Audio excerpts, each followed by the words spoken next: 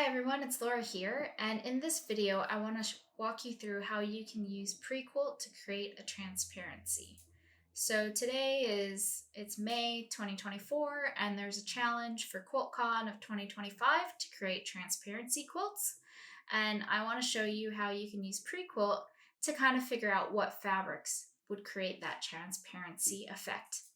So I've created two squares here. So there's this square right here with Kona Haze, and then there's this other square right here with Kona Kale, which is Fabric Link C, and Fabric Link A, which you can see over here. And then I've created this third shape, which is where those two squares would overlap and theoretically create a transparency.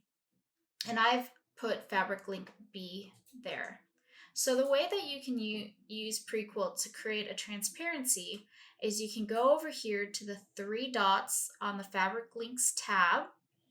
You can click on those dots and select Ombre Maker.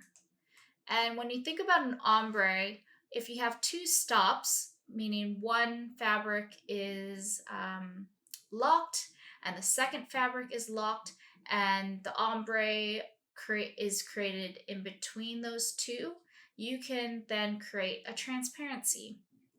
And so I'm going to, or what looks like a transparency. So I'm going to click on Create Ombre for 2 steps. And then what I'm going to do is I'm going to drag and drop the fabric links to be in the spots where I'd like them to be. So this fabric link A is that first square. So I want to drag A into fabric stop 1. The second stop, or the second fixed fabric, is going to be fabric link C.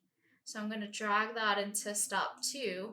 And then I'm going to drag the fabric link B, which is that overlap or the transparency, into the stop in between. And you can see here that it automatically updates that black fabric to a lighter green in between, because that's what the ombre or the transparency would be between these two fabrics. You can also click on here to apply to see what that would look like in the overall quilt. And then you can save. And you can see here there's our ombre. We can close this and see now these stars denote that there's a stop here. So this fabric will not change to be affected by any of the others. It will actually be what's going to affect this fabric link B in between.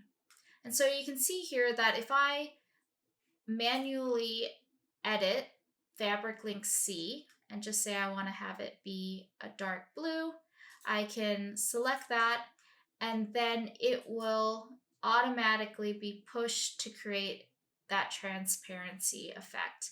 Again, I can go in here and change it to Grello, and it will push fabric link B to be what would create that ombre or that transparency effect.